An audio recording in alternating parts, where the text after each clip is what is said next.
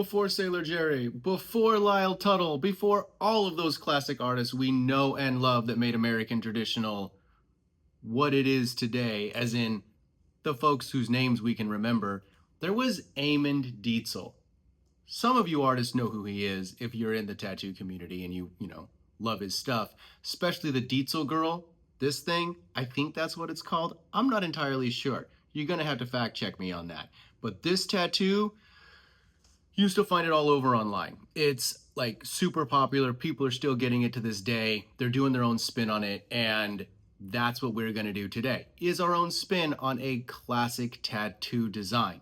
Amund Dietzel was born like the late 1800s, went and became a sailor. He's Norwegian, and then somehow made his way to Milwaukee and like really popularized tattooing out there here in America. And so that's why we're talking about him, because we're moving over to the States slowly but surely and, getting out of the British thing. Come on now. And yeah, dragon tattoos, other stuff like that. Ow, that kind of hurt. If this video sounds interesting to you and you want to follow along with Procreate, the iPad Pro, or whatever it is that you do, maybe it's just pen and paper. What? Are Luddites watching this? Do they even have YouTube?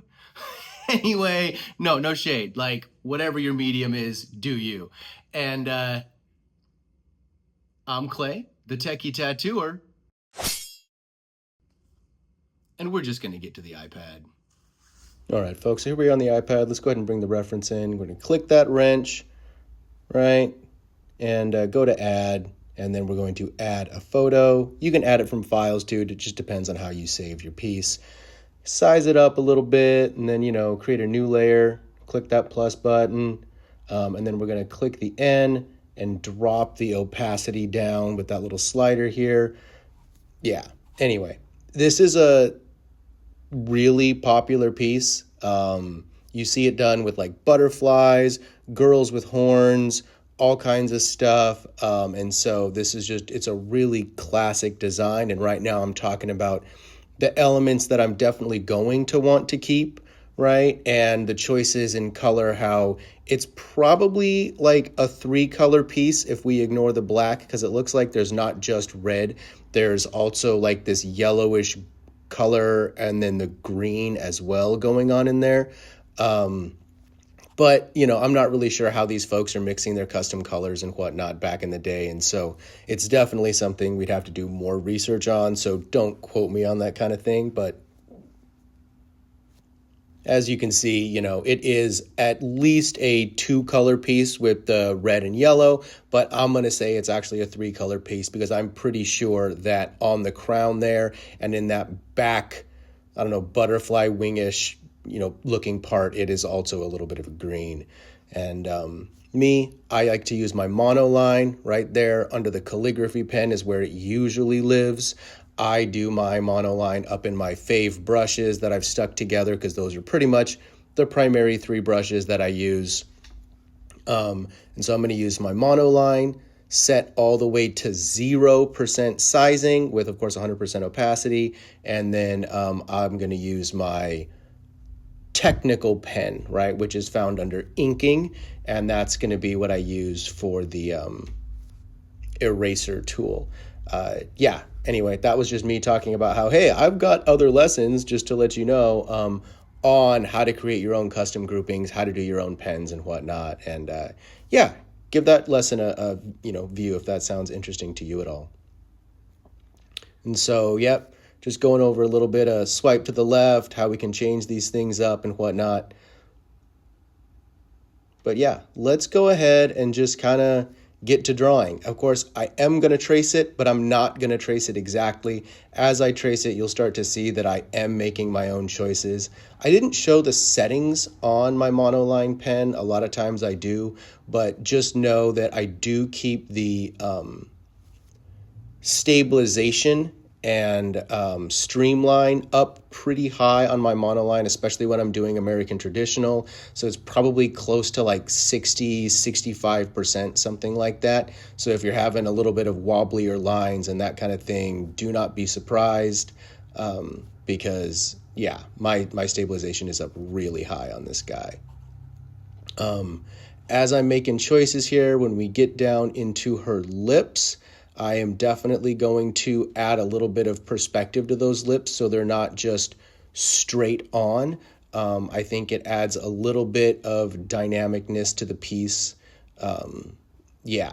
But again, we're just kind of fudging stuff in American traditional where, of course, absolutely he drew this correctly and it should just be straight on like that. But I don't know. I just like to mess with things, and American traditional does allow for that. It's actually a really cool style in that way.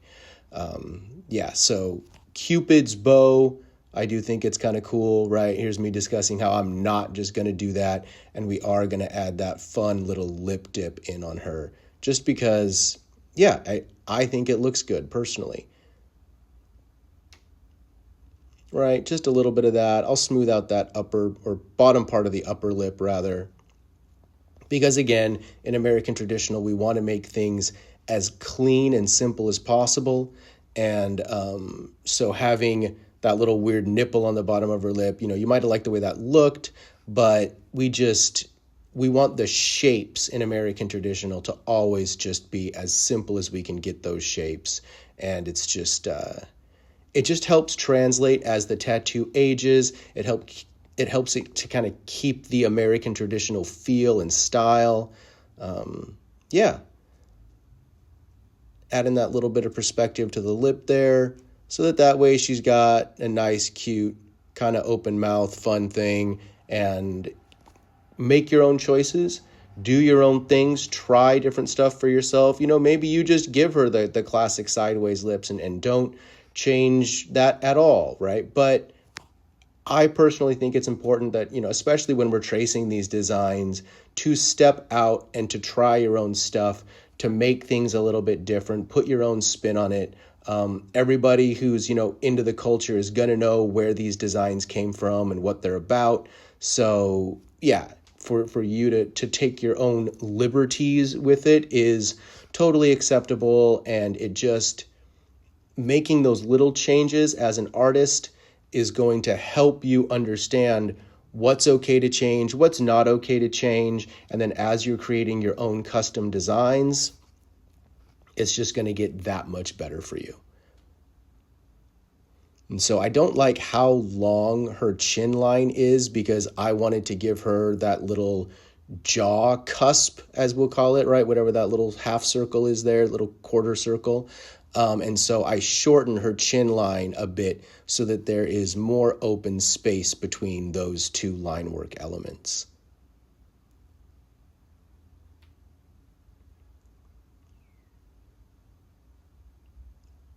And I think this is where I go ahead and jump to the collar. And instead of just doing the straight line work collar, I'm not exactly following my own advice, but I do decide that I want to, not do a tribal swoop. That doesn't look right. But, I give her a classic collar loop because, yeah, I do like to add things. This is why I get in trouble for my traditional not being quote unquote traditional. Because even though each individual line is incredibly simplistic, just giving it a little bit of pizzazz here and there, I do think that's really important, right? That's why I didn't do just a straight curve there, but I'm actually giving it that slight bit of S curve.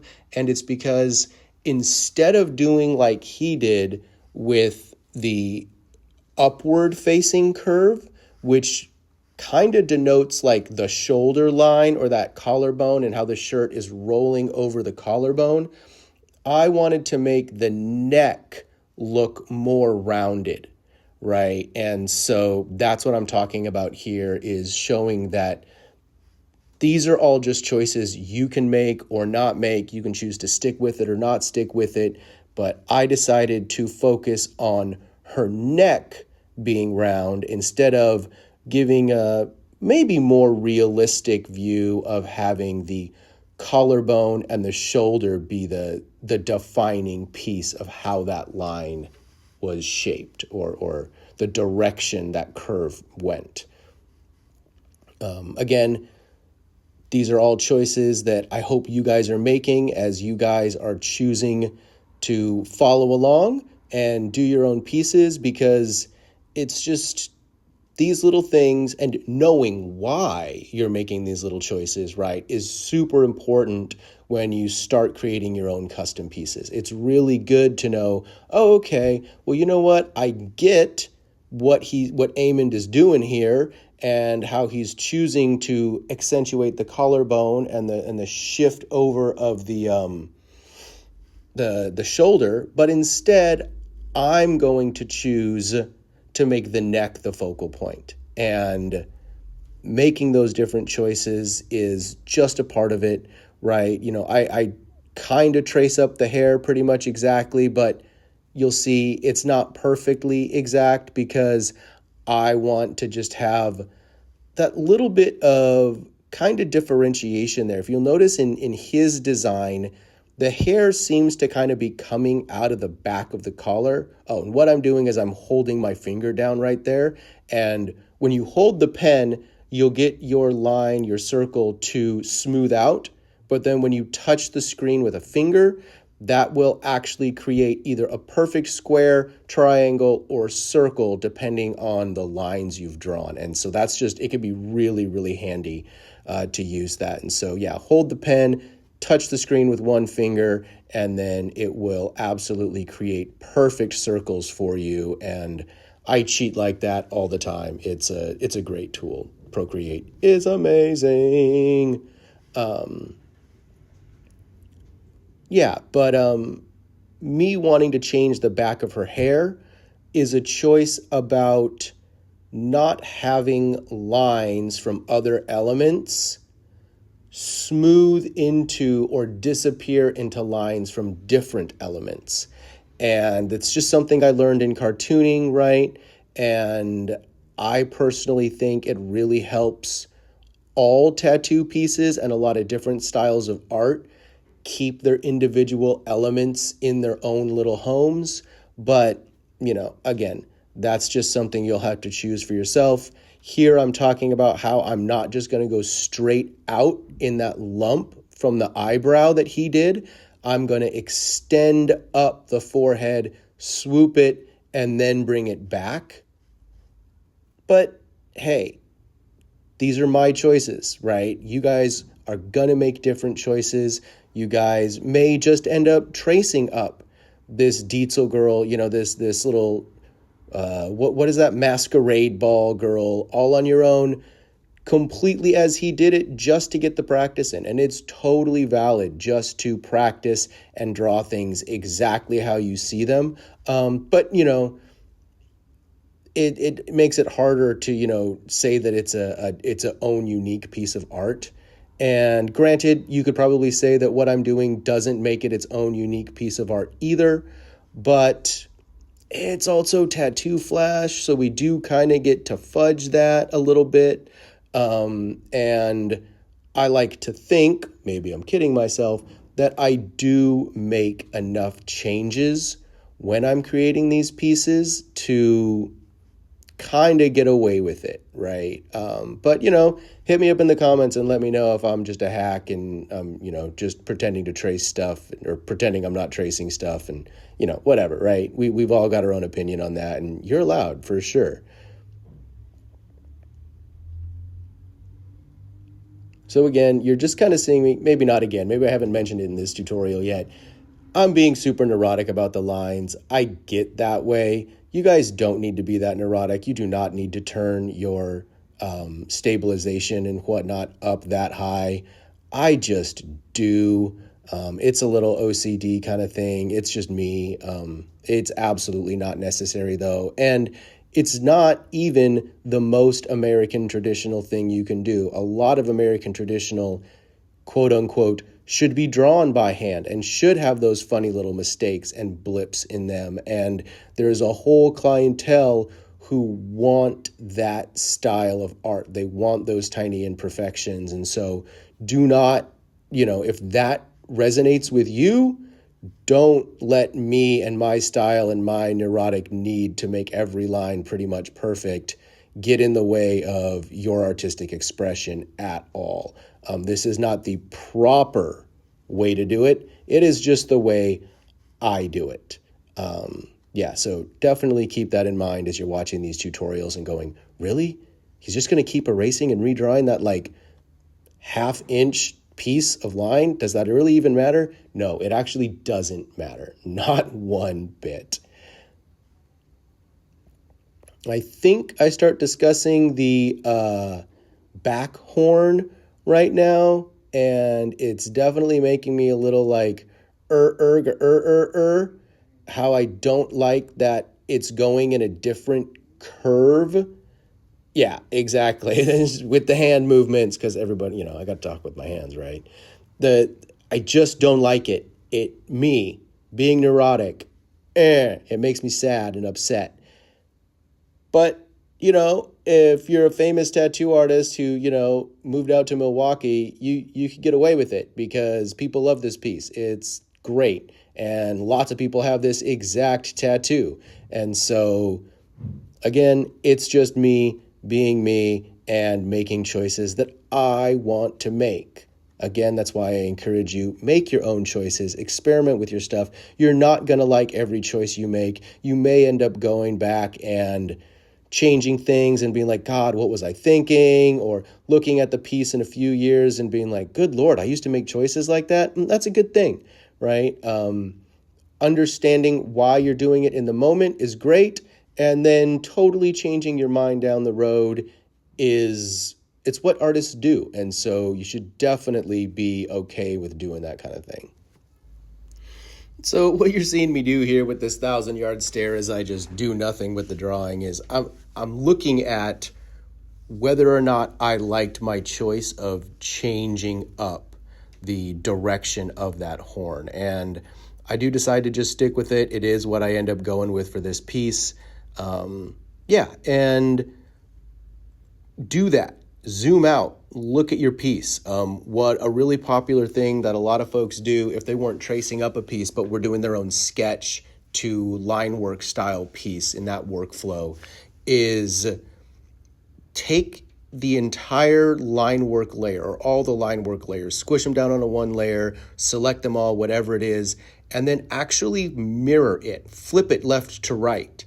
And you'll actually see that sometimes when you're doing those kinds of things, you can actually see that the balance is a little bit off. A lot of people, just in general, artists, right, will kind of draw something to a little bit of a skew, and it will look right facing in one direction. But when you flip it over, mirror it, you're like, wait, what? Why does it look kind of wonky? And it's just the way our brains work, that we think it looks good one way, but when we flip it, we can see a lot of the imperfections. And so that's absolutely something I recommend doing when you're starting a sketch to line work style piece. When you got that sketch going, you start doing the line work. If it starts looking a little bit funky, go right ahead and figure out why by mirroring it, because that vertical mirror is a great way to check yourself. And so here again, I am kind of breaking that rule of simple is best and just deciding to add a little bit of something to the bottom side of that mask. I just think it looks good, and what I'm going to do is I'm going to use those lumps as housings for her moon shapes because I think that's going to look good. Here, I'm trying to make the choice to make it look more like that kind of classic Zorro, dollar store mask, whatever that you can buy for the kiddos. Just because I like the way it looks. I think it's a fun way to just change things up, add my own spin on it.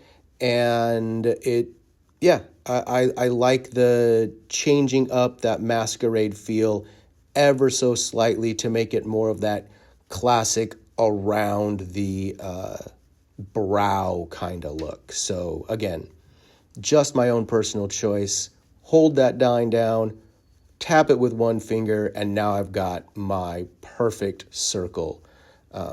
Cheating is wonderful when you're getting this line work down. And then really, if you actually get into tattooing, you don't have to worry about it because just follow the line.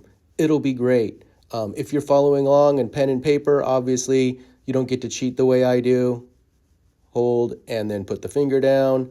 But, you know, that's okay, right? We absolutely encourage people to be drawing in real life because that is a whole different skill set. It's going to make you a great artist. And if that's your personal preference and how your workflow works best and what you like to do it. Do you? People love custom analog flash or just analog flash in general.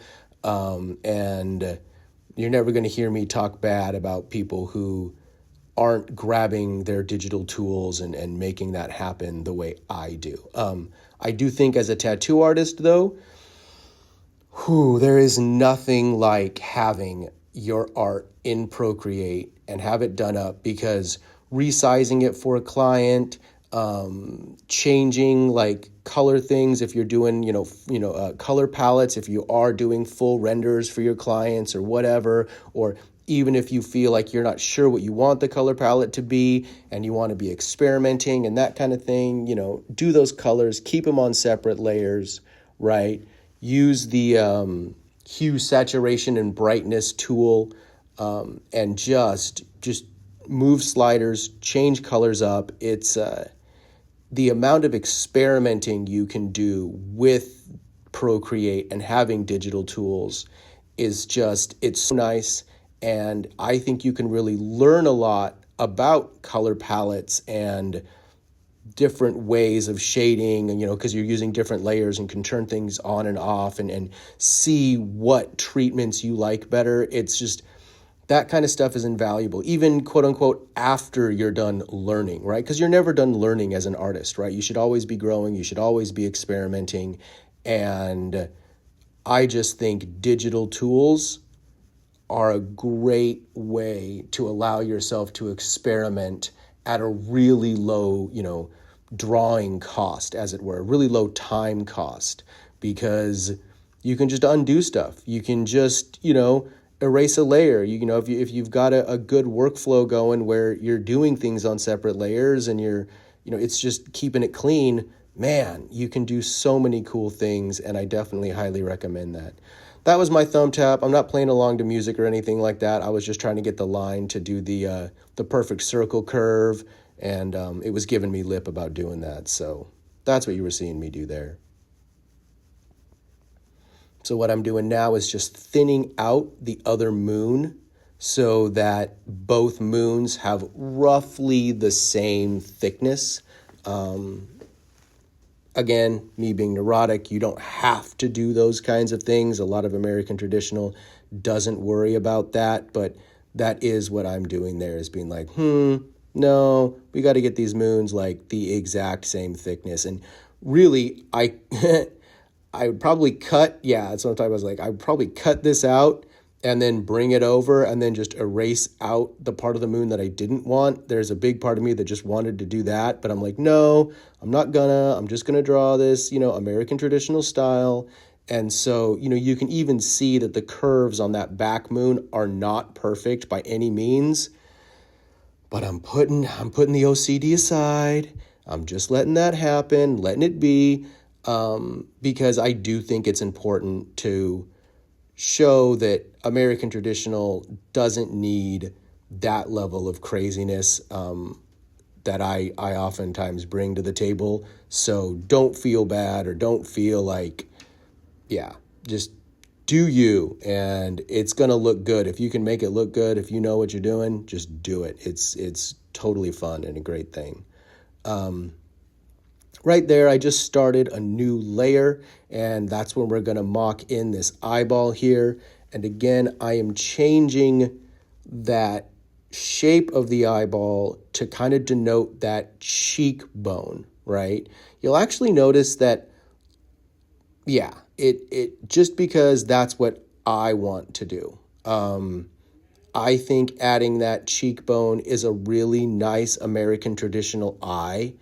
And so that is 90 some odd % of the time how I'll do my American traditional eyes, right? And that's also why it's important to experiment with your styles and what you want to do and how you draw American traditional, so that as you're tracing up pieces like this, you can go, oh, okay, I see what you did there, but That's not what I do. And you can take these elements and these pieces, and as you're even tracing up somebody else's work, hopefully they're a classic and blah, blah, blah, and you're not stealing art, right? But having the specific way you draw your own elements, it's just really nice. It's really cool. Even like the eye shine that I gave her is absolutely a much more cartoonish anime style eye shine. And that's me being me. There I was discussing what elements of that kind of headdressy, those little feather layers part that I was going to keep, and talking about how I am going to keep both layers of the feathers, right? That even though I've changed that curve, right, I'm keeping the curve so that it looks cohesive, right? That little S curve that I've got in the forehead, and then keeping the S curve up towards that upper hairline. But again, if you didn't do that, that's great. Do you make it happen, but follow your curves, right? Notice how all of his curves follow the same curve that he started with, right? You do want it to be cohesive. So whatever choice you made, stick with it and keep that curve going. Here I am showing that because I gave her lip that little bit of perspective skew, I did the same thing for the oval in the center of her headpiece, because I wanted to kind of, again, I made that choice in the lip. So as we're going up into the other elements, I want to make that same choice as well. So I pulled back and didn't do just a half oval. I did a little bit more than a half oval to bring that perspective in. Here I am following that line like you just saw, right, from the crown tiara part, and following that back just because I'm neurotic and I like to have these lines flow in and out from, so it looks like individual lines are continuing along. Now, obviously, if the elements are extremely separate, you don't have to worry about that, but you're just seeing me make my stylistic choices there. Here I'm discussing actually turning this back floral kind of part into a butterfly wing, and I do end up making that choice, but that's what you're seeing me think about right now, right? It's like, how do I want to make this happen? Do I just want to have it look like a doily or lacy kind of thing, right? Or am I wanting to go for something a little bit different? I decide to kind of, don't think about it right now, just figure your stuff out. And so I decide to move to the little not headdress feathers, and, well, not feathers either, whatever those things are, and think about how I could possibly make that a little bit different. Again, you'll notice that first little feather loop isn't just half of it. I brought it in again to, fake that little bit of sideways, 7/8 perspective on there, because, again, consistency. If you make the choice once, go ahead and kind of make it all of those places, because it really is going to help your piece. And so here I'm talking about how I don't like how that line butted up against the other line and kind of confused into the fallback point of the horn. And so that's why I pulled these feathers shorter overall, because I just don't like having those kinds of lines butt up against each other. I think it just doesn't make clean individual elements, in my personal opinion, right? There's a lot of folks who do not care about that kind of stuff and aren't going to get as in their neurotic zone as I do about it, and that's, But do notice how I am using his same thing where we are making them look like those scale feathers from an American traditional eagle wing or something like that, where the next layer is offset like bricks. I think that that's really important to, okay, cool. I understand how eagle feathers are done, and even though these aren't necessarily eagle feathers, they're done that way to keep them clean and even on purpose. And using those skills that you have from other pieces of art that are still in the American traditional style, it's really important because even the clients, they notice that kind of thing. It makes it feel quote unquote American traditional without the client even knowing why, right? Or really understanding all of the different choices that you're making to keep a cohesive American traditional treatment. And but it really does matter. It really those choices and having a good repertoire of American traditional choices to choose from. Yeah, okay, that was a good one. Having a toolbox like that with different American traditional techniques and styles just helps you bring those into other pieces. That's why you get those guys doing like the Panther Rose mashup designs and those kind of things, because they're so used to drawing these individual elements. They're just like, ooh, and then I'm going to stick this, and then this line's going to become a thorn instead of a claw, and then this thing's going to become a tooth, and then, oh yeah, then this will be part of the eyeball. And that stuff is just so cool.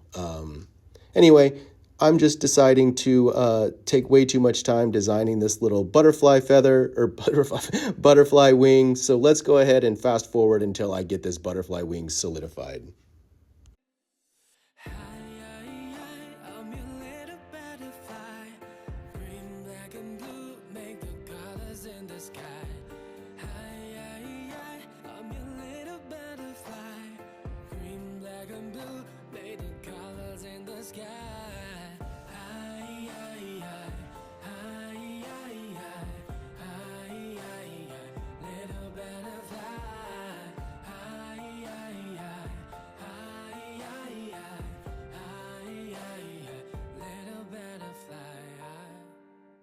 All right, cool. And so what I've decided to do there is leave that same kind of gap that's going to be white that he has in the other, we'll call it a doily. I'm not sure, right? But decided to leave that gap there to, have it be that same stylistic thing. It'll also pop that element above the other elements or in front of that dark black hair that's going to be there. Just because, yeah, that'll look really nice. It'll keep it nice and solid. And that way that element will stay in front. And that's not what a butterfly looks like. But again, it's a butterfly wing and nobody's going to be confused about that. It's going to make perfect sense to anybody looking at it. I do decide, I think, to get rid of this. No, I leave it. Oh, that's right. That's what it is. I'm trying to put in the moon shape on her forehead that she has, and I don't think I can do it, and I'm pretty sure I leave it out because I don't want her to look like she's looking cross-eyed, looking up at the moon there. But, you don't know until you try, and so got to give it a try, see if that element looks right, but just kind of ends up looking like some weird little piece of hair to me, right? Like it's just sticking out all funky from her mask wrong, and so simple's best, and I just decide to get rid of it and not worry about that. I am, though, kind of concerned because I gave her some eyelashes, and now that I'm thinking about it, I'm thinking, those aren't going to stand out at all or be noticeable, and so I decide to give her a little bit of an eye hole here to, I just decide to give her an eye hole because I think that that's going to work for changing the design up ever so slightly, but kind of giving me a little bit of room to play around with right? So now you can see her eyelashes fully, and then I do end up putting a little bit of an eyelid on her, or rather like that crease that one gets above their eyelid. Well, I guess it's still their eyelid, but whatever that eyelid crease is over the eyeball between the actual eyebrow and the lashes there. Yeah, just, here's me explaining that, yep, I like that. That gives me room for my eyelashes. And yeah, the elements that you're just going to make choices about. And because I decided to give her eyelashes, I wasn't really thinking about the black on black aspect of it. And when I was looking at the design, I was like, oh, wait, that's just not going to work. And so here's me fixing my mistake. Yeah.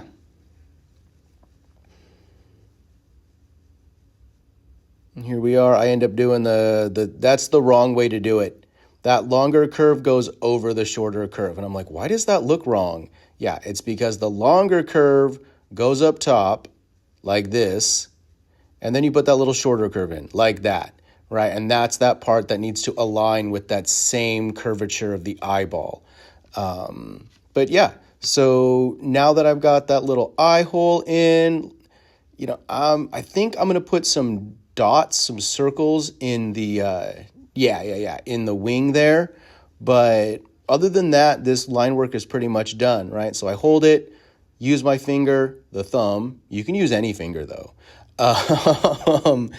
And I'm just making perfect little circles and trying to space them out in kind of a random but balanced way, making them not all the same size and that kind of thing, just because, right?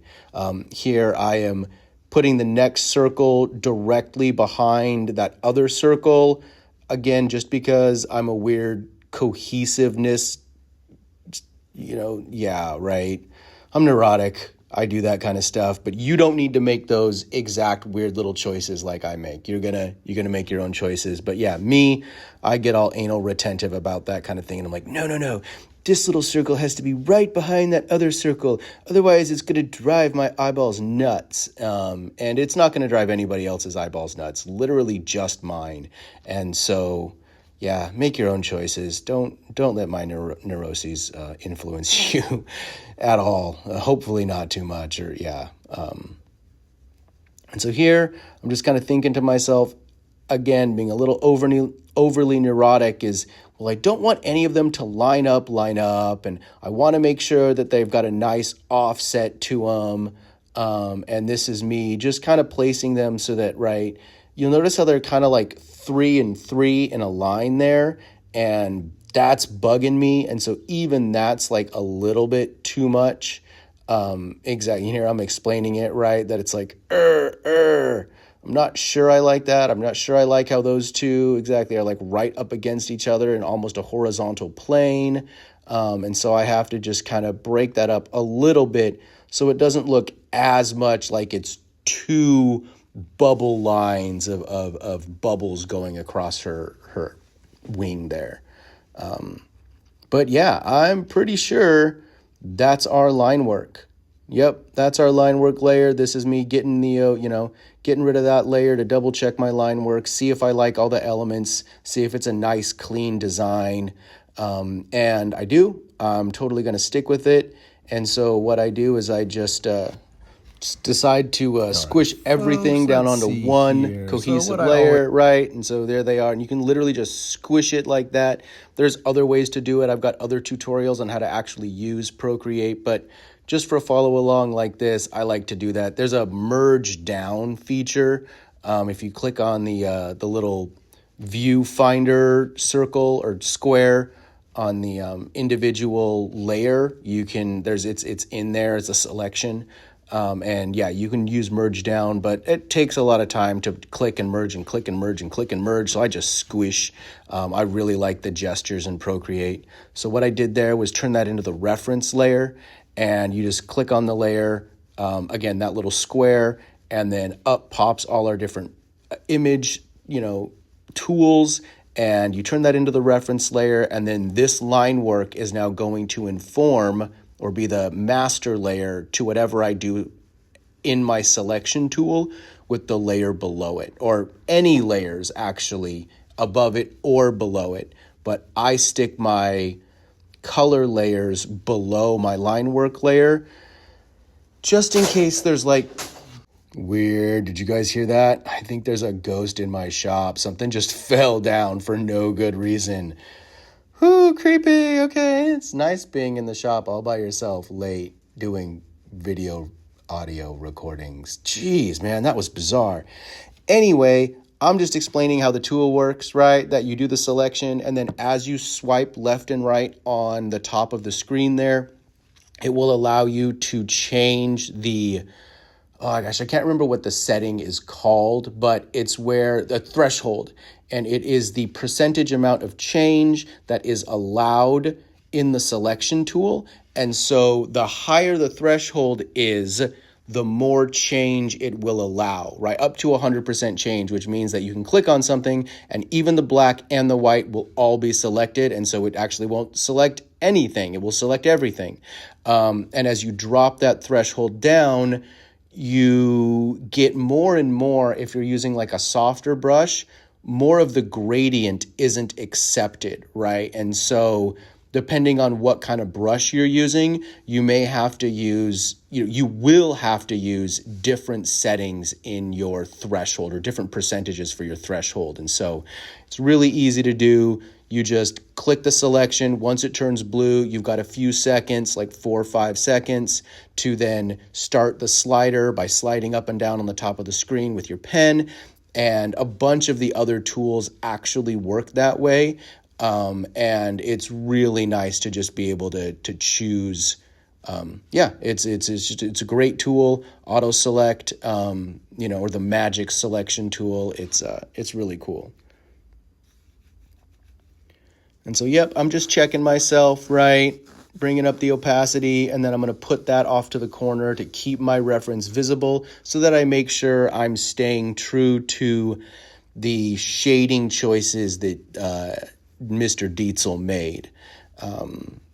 Making sure I'm actually back still on the right layer. And actually, I didn't have to select that layer at all. I could have just color dropped it just like that, because that's how the color dropper works. You just click on the color circle, slide it out, and then you can just drop colors in, and then the line work you have, or even if you're using color blocks, you can actually do the color dropper onto color blocks itself, onto color layers.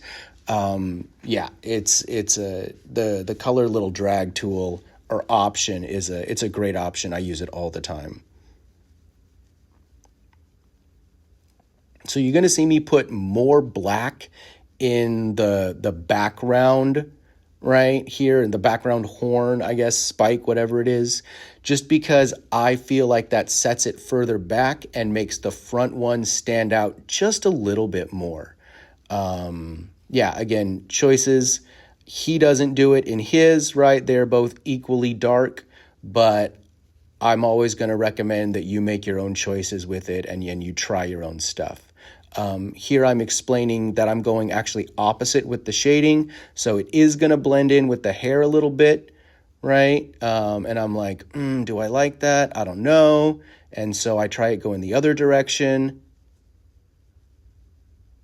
And yeah, I think that actually looks better because now the separation from the mask, it's just better separation. And so those are the things that, try it out. That's why I like digital tools, right? If this had been an actual painting, I would have been locked into that choice I made and that would have been how it was. And erasing it out after inking, that's just not really possible. And with Procreate, it's nothing. Or with digital art, in general, Krita, Photoshop, whatever it is you use, Photo Clip, whatever, Clip Studio Paint or whatever that thing is called. That's what my daughter uses, There's so many different art programs. There is no one right one. So if you're a Clip Studio Paint kid or whatever, like, don't change it, right? You can absolutely do all of these things in your art program of choice. It's just you'll have to find out where those tools are on your own. But a lot of these art programs have all of the exact same functionality, especially in like selection tools and all that kind of stuff. The reference layer stuff, not so much, but that doesn't mean you can't figure out a way to just use the auto, magic selection tool like I just did there and kind of fake it, right? And have the same-ish look to it. I end up saying no to this idea where I'm talking about how you could have a nice dark shading spot there on her neck and how that would look just fine, but I don't like it. I just say forget it. I just want her neck to be nice and bright. And Amund does end up putting color on that side of her neck where I put the black.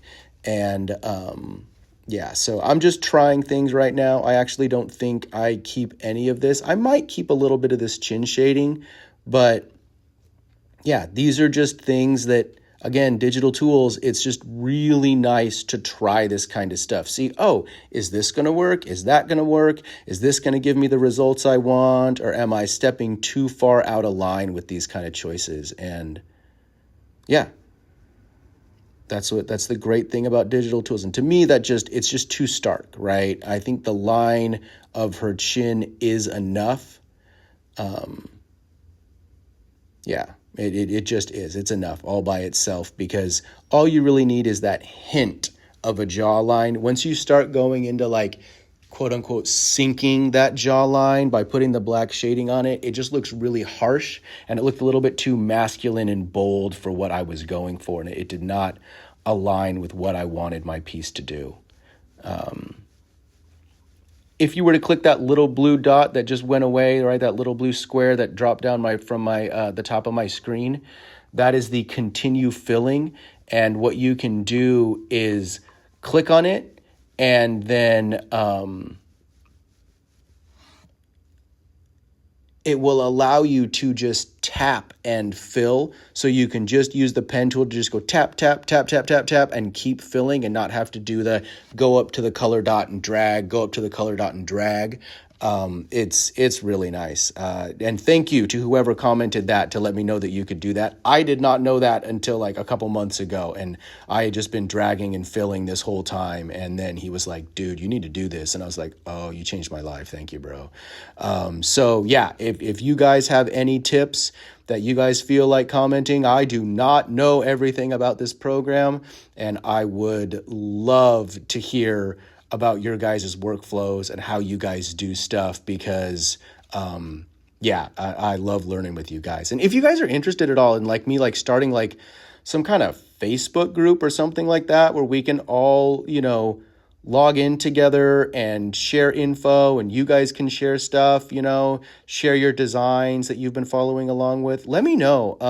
I've been thinking about doing that recently as I've been, as I just got monetized and the channel's been doing really good, and I'm just loving doing this.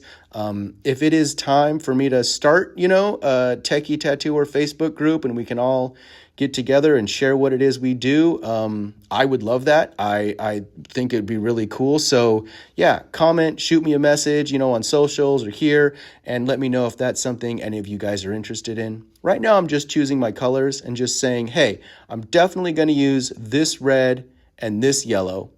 And then I do think I end up choosing like a skin tone as well to kind of do her face a little bit with, but I can't really remember at this moment. But yeah, just showing that, hey, this is the color palette we're gonna use. I bought that color palette from the Broken Puppet. And they have a great website. I can't remember what it's called. It's not thebrokenpuppet.com or anything like that. It has a different name, but it is linked on his YouTube channel. And not to promote another channel or anything, but seriously, like the stuff that he puts out is also on Drawing American Traditional, and I do highly recommend it. I think it's great. I've watched a ton of his things, and yeah, he's absolutely awesome, and he does a really good job teaching people how to break down tattoo elements and do that and whatnot on his own channel. It's really cool, and super inspirational. With how he's making money with stamp packs and other things. And oh, there you go. I used the little dot even though I only needed one. But yeah. So that was it. That's how it works. Is you just click that blue square and then start clicking around into the shapes you want to do. Here I am adding just a little bit of highlight by erasing this stuff out. I just like it, right? Is it necessary? Absolutely not. It's probably overkill for an American traditional design.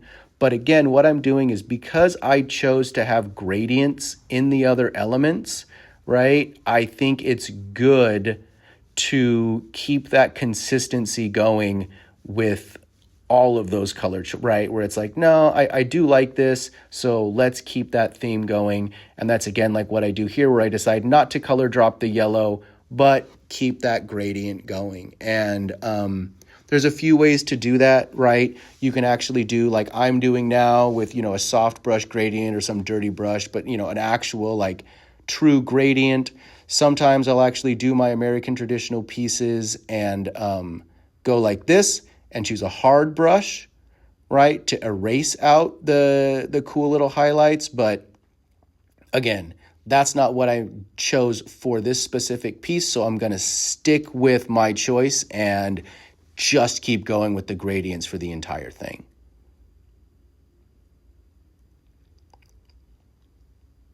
Oh, right, I forgot the red element in the collar. I was looking at it going, wait, what red did I forget? So yeah, even this time around, the second time around as I'm doing the voiceover, I'm like, I don't even remember. Like, I thought I got all the red.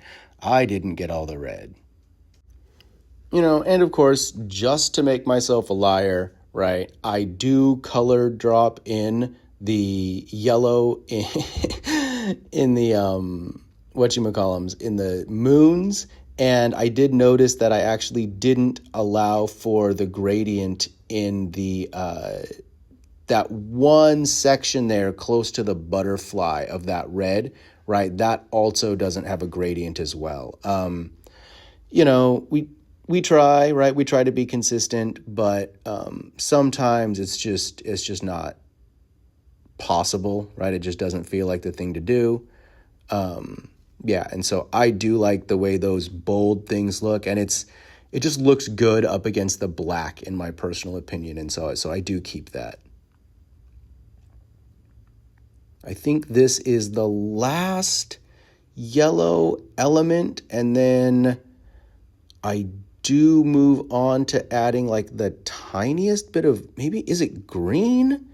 I can't really remember, so I guess let's watch here together. Yeah, right. Yeah, because I put green in that little tiara part. And then where else would I put green in? Do I just put green in her eye and just call that good? I might. That might be the only green elements in this piece. I do think I remember actually to put in that little circular ring just behind her eye. I do think I need to add yellow in that to keep it consistent with Amund's piece here. But before I do that, I do end up creating a new layer underneath everything and do my like backgrounds that I like to do.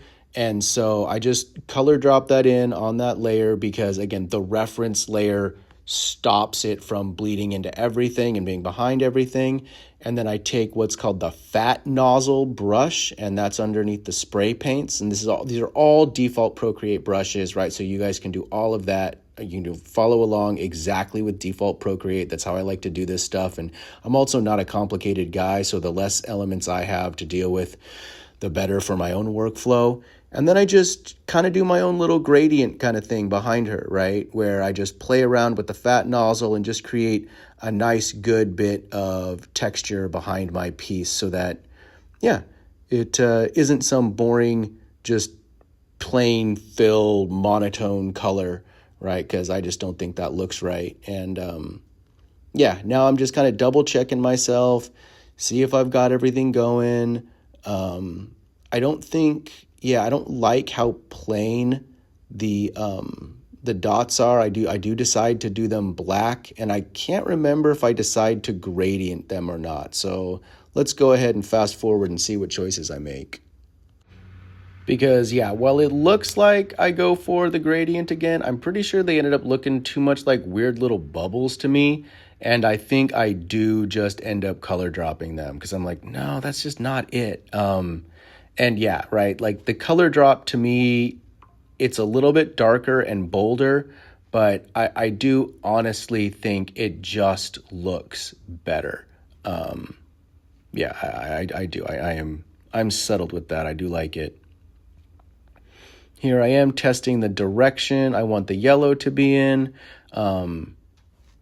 Yeah, I do think I flip it around. No, I don't. I keep it this opposite because that way the yellow on that part is butted up against the highlight in the other part. So that way there's that separation between the red dot in the middle and then the yellow element as well. Just because that way that highlight in the red, that skin break in the red, breaks apart from it, and just I think it looks good that way. And here I do struggle a lot with how to shade her face, so we're going to go ahead and fast forward this embarrassing moment. But again, this is why digital tools are so awesome, because you can sit here and just like try to make her look like she's sunburned and not be worried about the fact that it's going to have to stay that way. And as you could see, I lose the battle and just give up completely. I'm like, whatever, and just decide to give her the classic American traditional red cheek treatment, because I think that actually helps give her just a little bit of something in the face. But yeah, nothing too extreme, nothing where, yeah, I think it's a good choice that I made there, where I don't know, trying to add all that shading and stuff, it just made it too complex. I wasn't feeling it, and so I just let it be. But of course, as you could see, I do decide that it's a good idea to throw some kind of shading in that eye fold there. Just to add like consistency to it, because I don't want just to have, that one piece of her neck to have a flesh tone in it, right? To have that white girl flesh tone there. I want to make sure that she has other parts that have the flesh tone in it in order to make it cohesive. Because you just have one little tiny piece with one color, it's gonna look like it stands out all weird, and it's not gonna flow properly. And you want to make sure that if you're using a color somewhere, you do use it other places. And so that's literally what I'm doing there, is been like, okay, cool, that did work out. And now I can go and add a little bit of more brown shading to the neck there. And, boom, right? That looks pretty good. We'll see if I end up keeping this chin shading. I honestly can't remember. Let's find out. Am I allowed to sing the Jeopardy song? Do while we wait for this? Or is that like copyright protected? I better not. But that's where my brain goes. That's what I wanted to be doing. But yeah. Does anybody even watch Jeopardy anymore? I get the feeling that that's probably not a thing. Yeah, they changed the host. Alex Trebek is gone. And after he shaved his mustache, it wasn't even worth watching anyway. But yeah, exactly. I gave up on it. But you'll give up on a lot of the choices you make in art too. And that's kind of what's cool. And that's why I like showing these like pretty much just uncut and raw with just a little bit of fast forward, so you guys can know that, this is how I do it. And so any mistakes you make during your process, just pat yourself on the back that you're learning, right? That's really what's important about all of this. And I have no idea how I just put that yellow in her hair, but I did. And so apparently that's got to be gotten rid of. But yeah. I do know I decide at the end here to get a little bit in my not American traditional zone and add like the tiniest bits of black shading. Exactly, right? Just these little bits to kind of curve it out and, to me, make it look a little bit more swooshy swooshy, give it some depth, whatever that is. It is not necessary by any means. The piece could have been done right then and there, but leave it to me to just kind of keep on going. My tattoo clients laugh about it all the time because they're like, we're done, right? This piece looks great. And I'm like, oh no, we're not done. I've got to do this little neurotic thing and this little neurotic thing. And well, I do think it ends up making the pieces look better and more finished.